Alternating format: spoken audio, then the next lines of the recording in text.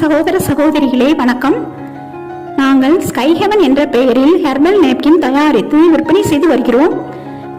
Sky heaven herbal napkin சுத்தமான பருத்தி பஞ்சால் ஆனது மற்றும் குளோரின் டை ஆக்சைடு இல்லாத சுத்தமான பருத்தி பஞ்சால் செய்து விற்பனை செய்கிறோம்.